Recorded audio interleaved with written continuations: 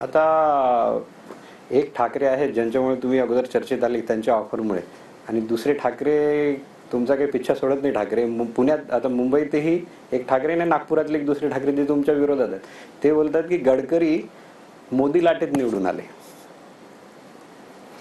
असं नागपूरचे ठाकरे आहेत, ते माझे मित्र आहेत, त्यांना मी शुभेच्छा दिल्या आहेत आणि मी निवडणुकीत त्यांच्या विरुद्ध एकही शब्द बोलणार नाही. अच्छा, म्हणजे तुम्ही ठरवलं त्यांच्याविषयी बोलायचं नाही, काही कारण?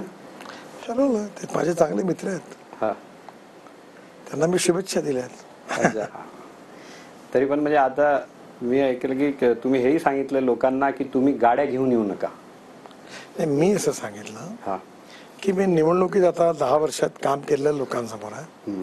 नाव माझं लोकांना माहिती आहे. मी पोस्टर बॅनर नाही लावणार आणि मी निवडणुकीमध्ये प्रत्येक विभागात जाईन, लोकांची मीटिंग बोलवीन, त्यांचा आशीर्वाद घेईन, रात्री जाहीर सभा करीन आणि रॅली काढून प्रत्येक एरियात जायचा प्रयत्न करीन. मला ही संधी मिळाली आहे. मी याकरता नाही फिरणार की मला निवडणुकीत जिंकणार आहे की हारणार आहे म्हणून मेहनत करायची. मला पूर्ण विश्वास आहे मी जिंकणार आहे. पण मी लोकांच्या घरी जाईन, त्यांचे आशीर्वाद घेईन आणि मी निवडणुकीमध्ये कुठलीही अशी गोष्ट करणार नाही जी अनुचित आहे. आणि मागच्या पेक्षा जास्त लीड? मला यावेळी 5 लाख मतांनी विजय होईल असा विश्वास आहे, त्याच करता प्रयत्न आहे. पण त्यात 2 गोष्टी आहेत. 75% मतदान झालं पाहिजे आणि मी जे सांगितलं की मत मला द्या अशी माझी विनंती आहे. पण मला नाही असेल तरी तुम्हाला ज्याला द्या त्याला पण मतदानाचा अधिकार बजवा.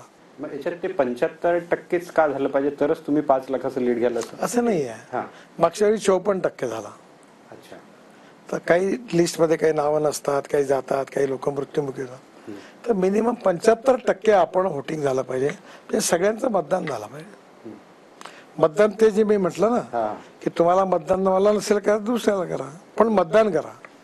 पहिले तर मी हात जोडून तुम्हाला मलाच करा, ही करतोय मी. कारण तुम्ही पुन्हा त्याचा वेगळा अर्थ काढता की मग गडकरी म्हणाले की तुम्ही कोणालाही मतदान करा. माझा ॲरोगन्स त्यातून दिसेल असं दाखवता. असं नाहीये. नम्रता, शालीनता, सहजता, सहृदयता, सर्वसमावेशकता, it's a part of my conviction. मी डाऊन टू अर्थ नेहमी लोकांमध्ये जातो, छोट्या कार्यक्रमाला जातो, लोकांना भेटतो. मी ॲग्रोव्हिजन घेतो, त्यात 5 लाख किसान येतात 4 दिवस. या शहराचा प्लॅन डेव्हलपमेंट करण्याचा मी प्रयत्न करतो. जागतिक दर्जाचं म्युझिकल फाउंटेन इथे आलं. तर आज या शहराने आम्ही 7 वर्ल्ड रेकॉर्ड माझ्या मिनिस्ट्रीने गेले. या शहरात टॉयलेटचं पाणी शुद्ध करून ते विकून 300 कोटी रुपये कमवणारी देशातली पहिली महापालिका नागपूर आहे. या शहरातला भूमिपुत्र म्हणून हे माझं स्वप्न आहे आणि ते पूर्ण करण्याचा मी प्रयत्न करतो. नाग नदीवर 2400 कोटी रुपये मंजूर केल्या. आता नाग नदीचा प्रकल्प लवकरच सुरू होईल. तेव्हा जे बोललो ते मी केलं. 1 लाख कोटी रुपयाची कामं मी या शहरात केली आहे 10 वर्षात. तुम्ही विकासावर एकदम भरभरून बोलता. तो माझा इंटरेस्टचा विषय आहे. आणि मी जे मागाशी तुम्हाला सांगितलं की मी समाजकारणी आहे, मी सोशल वर्कर आहे. मला राजकारणाच्या ह्याच्यात गदारोळात मला इंटरेस्ट पण नाही, फारशी रुची पण नाही. माझ्या मित्रांनी मला लहानपणी चांगली गोष्ट सांगितली की 2 रेषा आहेत, तुमची आणि दुसऱ्याची. आपली रेषा मोठी करा, दुसऱ्याची पुसण्याच्या भानगडीत नका पडू. आपण जे करू ते लोकांना सांगू. लोकांवर टीका करण्याचा काय अर्थ नाही. लोक हुशार आहेत, ते समजून घेतात. हे तो पब्लिक आहे, सब जानती है, ते खरी गोष्ट आहे.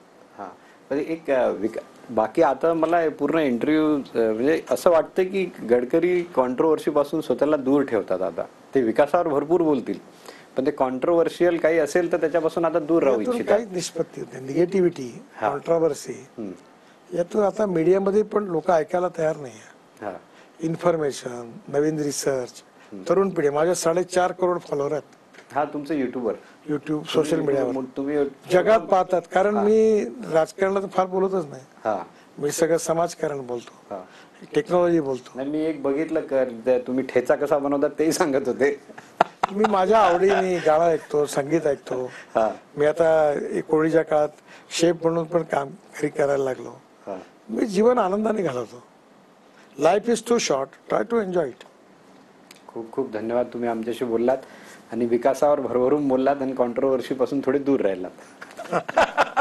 मला कॉन्ट्रोवर्सीत काही इंटरेस्ट नाही. म्हणजे या टोप्या उडवण्यामध्ये. आणि मी तुम्हाला एक गोष्ट सांगतो, लोकांनी पण त्यात इंटरेस्ट नाही. लोकांना पॉझिटिव्ह पाहिजे, लोकांना विकास पाहिजे, लोकांना फ्युचरिस्टिक टेक्नॉलॉजी व्हिजन त्याची चर्चा करायची आहे. लोकांना होप्स दाखवणारा नेता आवडतो, स्वप्न दाखवणारा.